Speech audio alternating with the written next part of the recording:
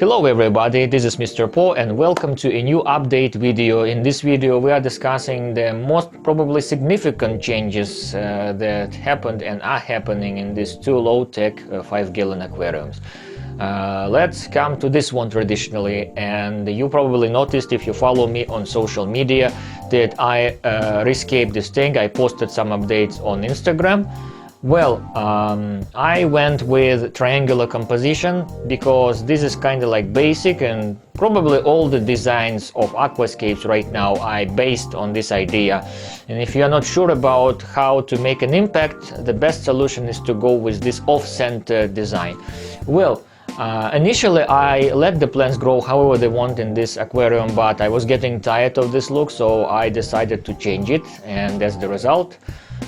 We have here Hygrophilus amensis, which grows like wheat, so you have to take care of that, always trim, etc. We have some Ludwigia, which is kind of overgrown, but I let it be like that because it creates rather nice bushy impact. We have some Mercilia here, which doesn't do very well, but it still grows, so I'm okay with that. Fish-wise, we have Lamchoprasboras, we have black velvet guppies, and we have one baby guppy, a very beautiful, variety, and it was accident. It was an accident. I was moving my guppy fry from this aquarium to other, and I couldn't catch one, and I let it be there, and as the result, a very beautiful variety, and it's because of different crossbreeding of varieties that I had, and this is the generation kind of like number 4 or 3, and that's what you get when you have a lot of different guppies breeding together, from one generation to another. Well, we have some shrimp, baby shrimps and not babies, adults, cherry shrimp, like red ones, blue ones, yellows, transparent blacks. Well, about like 50 of them. They are feeding, they are breeding, so that's it. Well, we have sponge filter here, we have hang on the back filter, which has been running for this new one has been running for maybe half a year, and the sponge filter has been running for a year probably. And the whole system has been running for maybe 2 years already, almost 2 years I think. Well, that's it. Right now this cape is losing its shape, and I have to trim it back a little bit again in order to save this, off-center look. There is a negative space on the left side, as you can see in the video. Well, that's about this aquarium, and I think that you will be very interested in what is happening in here, because maybe even from the distance you can see some changes, I don't know. I actually put here a different driftwood. And that's how I did the rescape of this tank. I was thinking about rescaping because this tank looked even wilder than that one initially. And the reason is because I didn't want to disturb it, as it has been running for 2 years, maybe even more, and it was actually taking care of itself pretty much.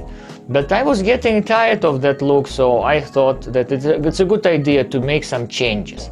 And I wanted to make some kind of changes that are different from other aquariums, so but I couldn't come up with any worthy solutions probably. So what I did, I took this wood. I don't know what kind of species of wood it is.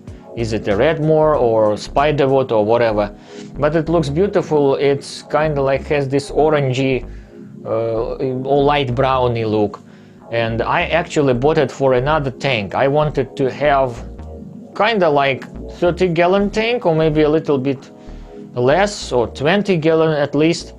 But the reason why I didn't go with it is because it's not just about the space I have, it's also about the cabinets that you need to have with it, because you need to have a strong, durable cabinet to hold such, not very big, but anyway bigger, amount of water and everything in it.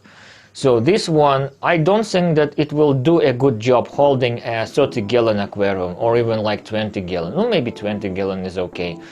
So that's why I didn't go with it. And the second thing is, if I want a bigger tank, it means that I have to tear down some of them, or maybe both of them. And I actually don't want to do it, because these systems, they were they are kind of established already, you see? They are 2 years, 2.5 years old, so I didn't want it. Well, and that's why I put this driftwood in this aquarium.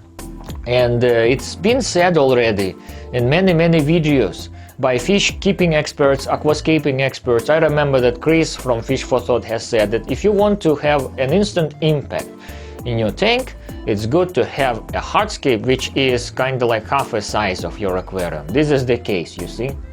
And I placed it differently from my kind of like, you know, initial thoughts. I wanted it to look in an opposite direction to create this triangular composition. But the driftwood didn't fit. That's why I have to flip it and place it like that. Right now it's not touching anything, any glass, which makes it easy to maintain. But at the same time, you know, it's not according to the rules probably. You see, it doesn't follow the rules of stirrs, the rules of off-center, you know, and maybe there is some triangular feel to it, but not that much as in, for example, here. Well, anyway, but I'm happy anyway because, you know, putting it in aquarium was already a headache, especially if you have established growing plants in here that you do not want to, you know, pull out and then plant again.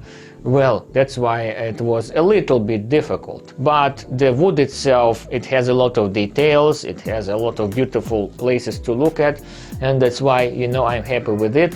You probably noticed that the water is a little bit murky. It's because the wood is basically releasing a lot of tannins in water, and it's beneficial for aquarium because it makes the water soft, and I have a very hard water, and it's not a good thing for fish unless you have cichlids or guppies.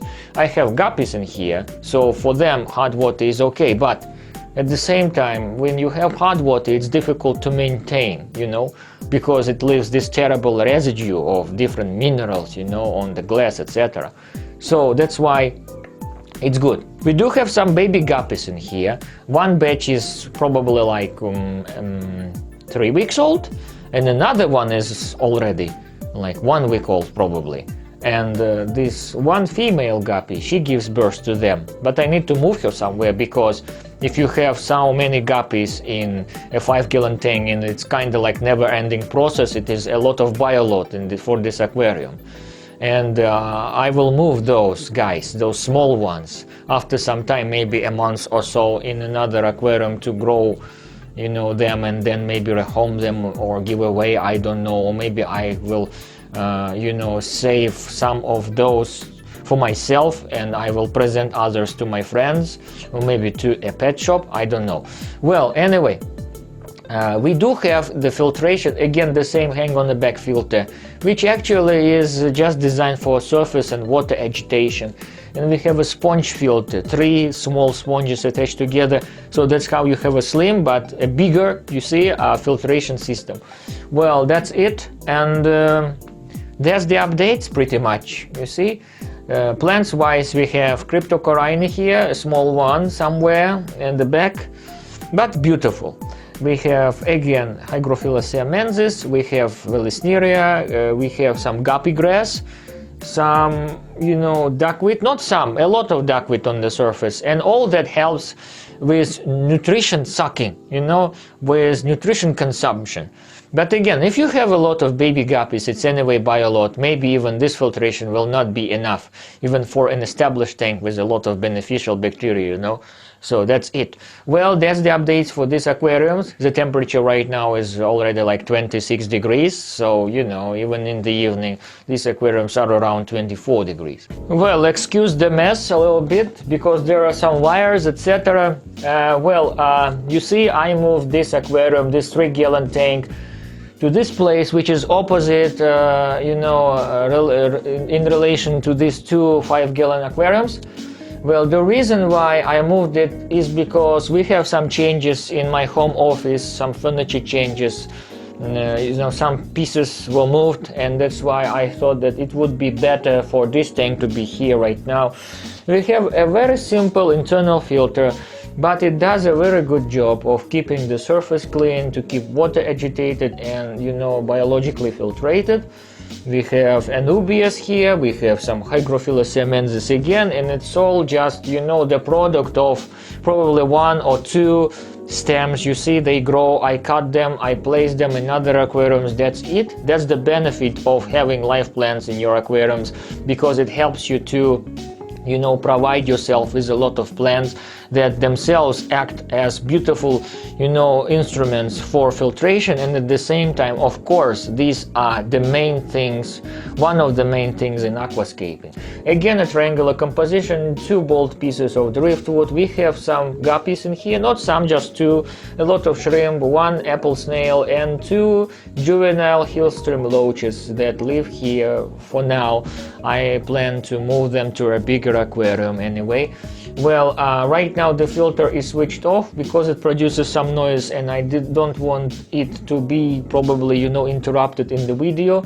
So that's about it.